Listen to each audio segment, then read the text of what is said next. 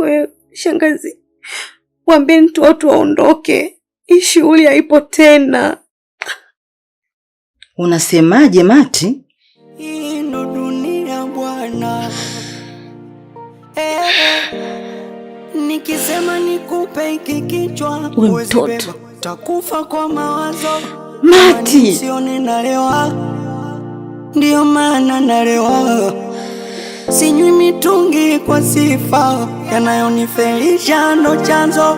Kurudio munachelewa, nyamuwezi elewa. Nimeoza ndani kwa ndani, natembea ingali nimekufa. Mawazo yameniweka mtu kati, kujiongoza siwezi. Bora tange kwa ndege angani, kwa mbawa zangu ningeruka. Thamani ya utu wangu bei ya chapati. Dunia shule inayofunza mema na mabaya.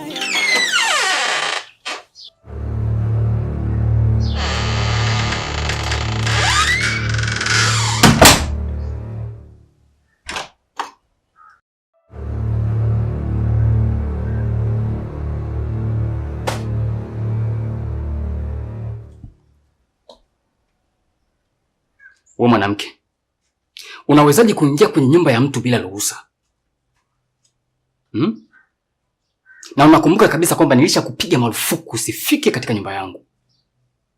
Hivi kwa mfano ikatokea nimekuitia mwizi, nitakuwa nimekosea? Naongea na wewe, usinitolea macho. Hivi mimi sijui niongee kitu gani? Maana kila ninapojitahidi kukuelekeza hunielewi. Cindy, hebu toka nyumbani kwangu bwana. Toka bwana Cindy bwana. Wewe niache. Hivi Amani, una shida gani? Una shida gani? Hivi toka tumeanza mpaka hapa tunafika, hauoni hata selusi ya mapenzi yangu kwako? Hivi ninavyopambana hakuna hata unachokiona? Yaani wewe umekuwa ni zogo, ukiniona mimi yani kama vile unachanganyikiwa. Toka. Hauna hata muda kusema unanisikiliza. Kwani mimi chizi mpaka nakuja hapa? Nimepita nyumba ngapi? Nakuja naingia huko ndani. Huko nje Amani kuna wanaume wengi. Tena ni wazuri Amani, sio kwamba una kitu cha ajabu labda. Lakini nakungangania kwa sababu nakupenda. Alafu Amani, usije ukajificha kwenye kimvuli cha utumishi wa Mungu. Wewe sawa ni mtumishi wa Mungu, lakini hata shetani umemtumikia. Amani, mimi na wewe tumeshazini. Hamna ambacho sikijui kwako na hamna ambacho kijui kwangu. Kwa kwetu hamna jipya. Usije ukajificha kwenye hilo. Umenielewa? Nakujua na mimi unanijua. Kwa hamna haja ya kuweka misimamo ya kidini kwamba dini hairuhusu wewe kuwa na mimi. Au unaniogopa? Unaniogopa labda niseme wewe mwanaume, unaniogopa mimi mtoto wa kike. Alafu nikupe siri moja Amani. Mimi mpaka navunja ndoa yangu, chanzo ni wewe. Naachana na mume wangu kwa sababu nakupenda. Alafu unatakiwa ujifunze wajue wanawake. Mwanamke akikupenda ni anakupenda kweli. Tumeelewana? Kwa kama ulikuwa unatafuta sababu, mimi kwamba mke wa mtu nimeshaachika. Na si ndio ulikuwa unataka ushahidi? Haya, ushahidi wa hapa.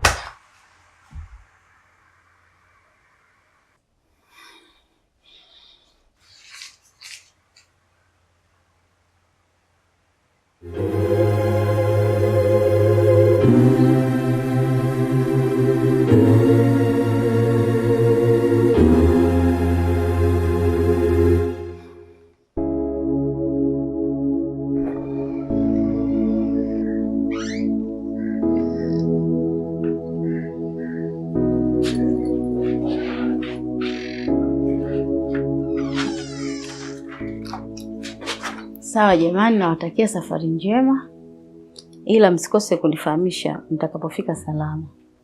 Sawa shangazi. Baki salama mama mkubwa. Sawa. Basi sawa, utatuambia maendeleo yake atakavyokuwa.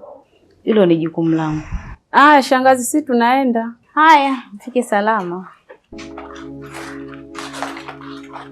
Anti, ina maana kulishe mkamwacha kabisa Mati? Ndio hivyo ishatokea.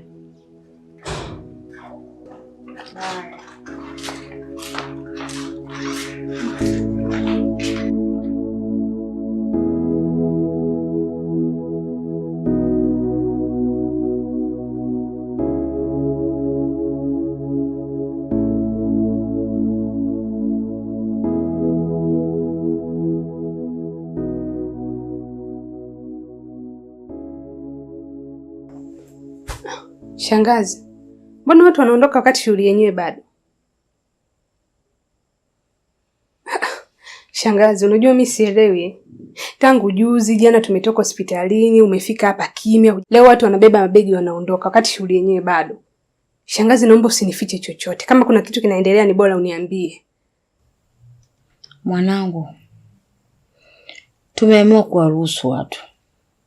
Kutokana na jambo lenyewe, mwenye hiyo shughuli yake hataki tena.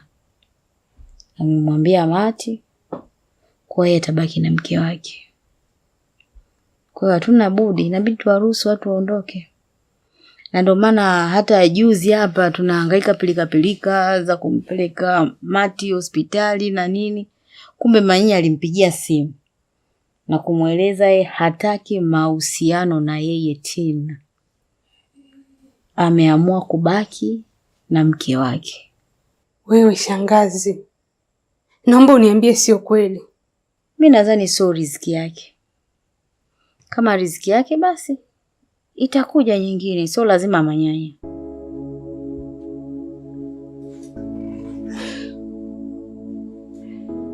Siamini kama Manyanya anaweza kufanya hivi.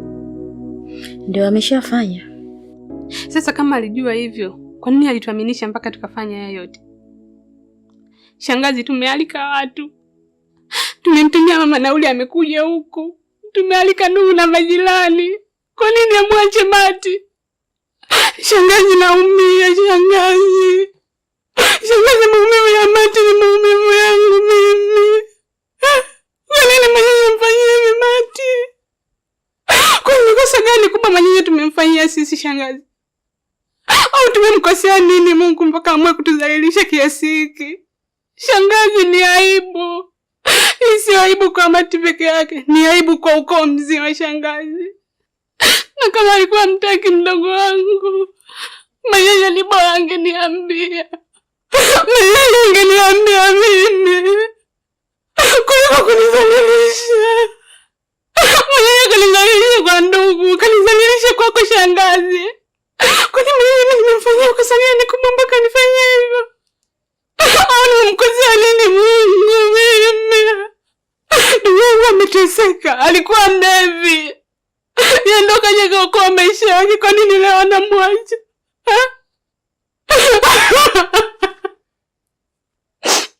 Shangazi, mimi nasikia uchungu. Shangazi, naumia.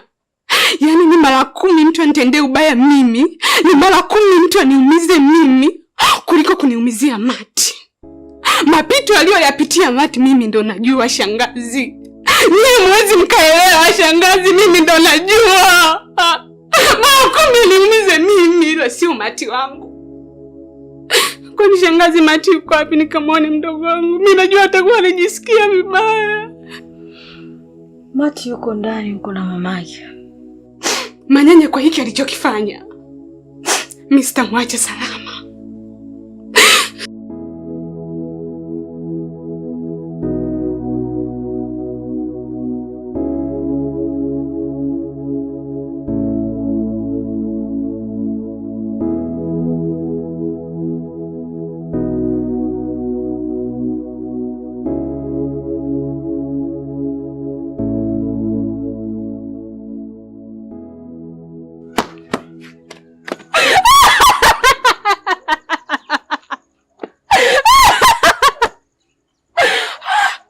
Ya Mungu, Mungu wewe unanipenda. Hivi ni kweli au naota? Haki ya Mungu, Manyanya umejua kuniheshimisha we baba. Yaani kokote ulipokunywa soda ya baridi na kuja kulipa. Kama angeolewa huyu mbwa mimi ningeficha wapi sura yangu?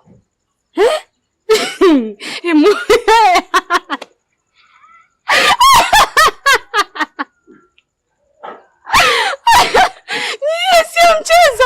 Pete mchezo. Manyanya ananivalisha pete. Sijui manyanya anazunguka huko ndani. Umbavu, pete mchezo. Au kuna mtu ananisaidia jamani? Au ndo mizimu ya kwetu jamani? Au masamfa wagelenzi aleni kuna ana? Maneo na makosha watapeli. Amanyoli ndo kila manyanya. Hii ndo dunia bwana. Nikisema nikupe hiki kichwa huwezi beba, takufa kwa mawazo.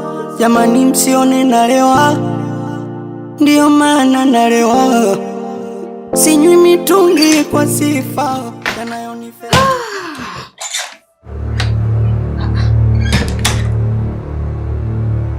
Mnafanya nini hapa?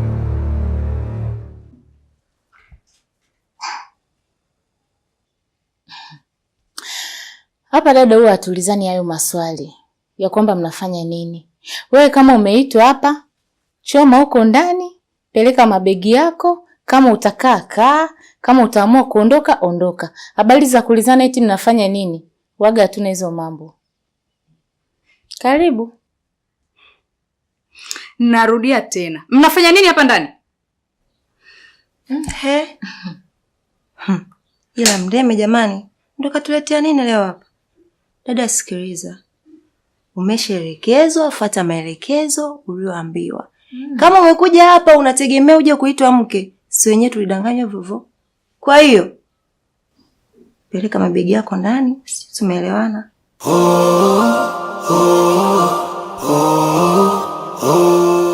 Dada. Shikamoo. Koma wewe. Umerudi tena nyumbani kwangu. Je, kwani wewe ni nani? Mke wake. Makubwa. Shikamoo dada. Shikamoo dada. Na ndio maana nimewauliza mnafanya nini hapa ndani kwangu? Mama la mama. Mke wa Mdeme mwenyewe. Yaani mke wangu ejigo lakini umedamshi. Yaani umependeza. Hata mtu akikuona anakuona kweli. Mke wa mzee wa Bakola. Naona umeamua kuja kwa kunishtukiza. Vipi za huko ulipo? Kaa kimya. Hao akina nani wamefuata nini humu ndani? Taratibu basi mke wangu. Unajua mke wangu, wewe hujajua. Wewe ulivyoondoka, mimi nikaona siwezi kukaa peke yangu humu ndani. Umeona? Nikaona nichukue wa dada wa kazi ili waje tusaidiane humu ndani. Si umenielewa? Umeona? Kama unavyojua, mimi midfield kisheti namba 8, nikaamua nichukue hii namba 6. Huyu kazi zake zilikuwa hapa sebleni, ni mambo usafi nini kila kitu alikuwa anamaliza huyu. Sasa ukija hapa hii namba 7. Kazi zote za jikoni huyu ndo alikuwa anafanyaje? Anaeka mambo sawa. Yaani mzuri kishenzi kwenye masuala ya upishi hatari. Ukija sasa ndani chuma chenyewe hicho. Yaani huyu kwenye kazi za ndani balaa. Yaani sijui hata nikwambie nini. Kwenye kutandika kitanda, sijui kusafisha kule ndani kila kitu, yani kama kawaida. Uwezi amini yani. Kwa hiyo wafanyakazi wa ndani ndo wavae nguo zako?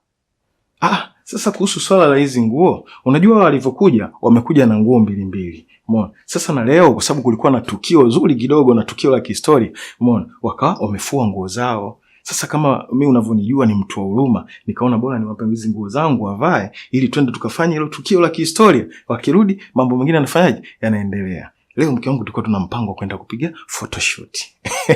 Na wewe umekuja wakati mwafaka. Umeona? Kwa hiyo mke wangu kama vipi na wewe badilisha twende wote tukapige picha ya kifamilia.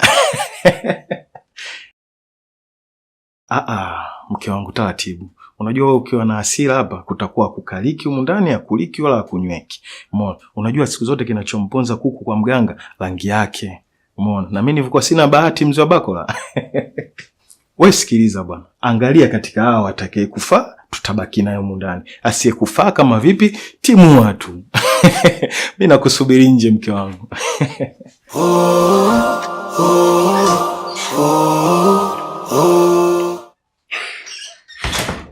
Nyie viroboto. Nikifunga macho nikifungua nisiwaone humu ndani. Nasema ondokeni humu ndani. Loli vikulu. Hii ndo dunia bwana. Nikisema nikupe hiki kichwa huwezi beba, takufa kwa mawazo. Jamani msione nalewa.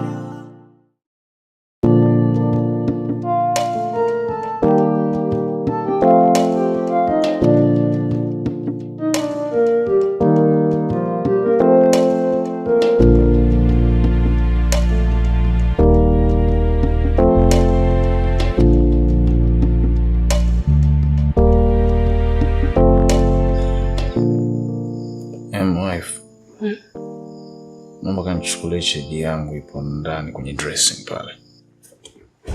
Hey. MJ one way.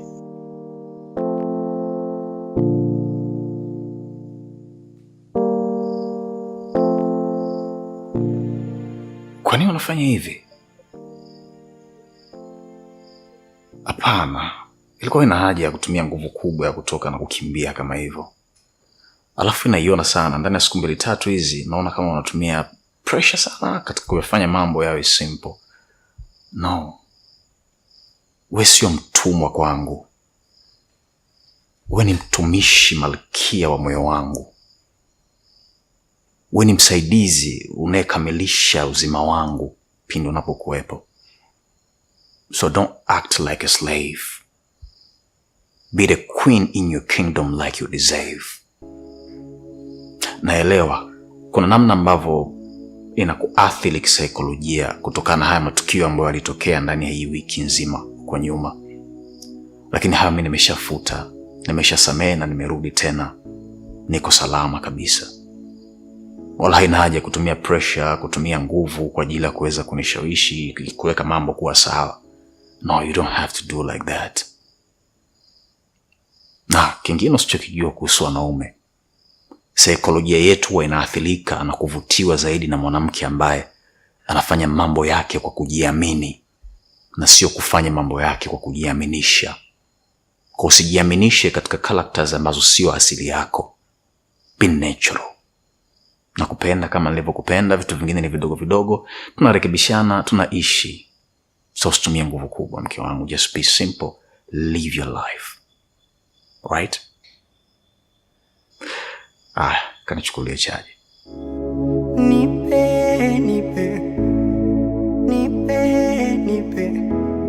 Nipe hesabu ya kukokotoa, tuishi milele jibu nikipata.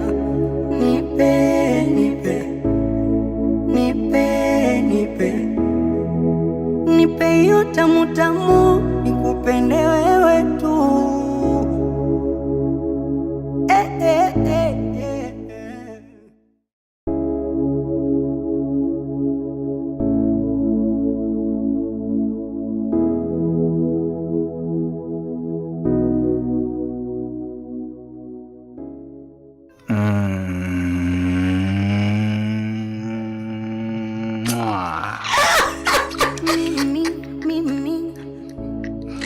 Ila manyanya, unajua mimi nakupenda.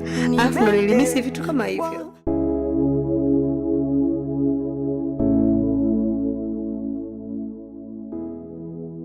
Kama ambavyo nilikuchagua kukupenda kwa mazuri yako uliyokuwa nayo, ndivyo hivyo nitayabeba matatizo yako uliyokuwa nayo.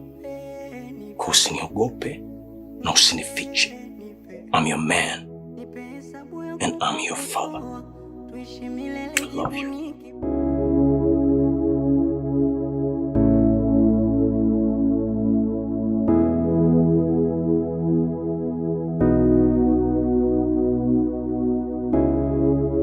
Oh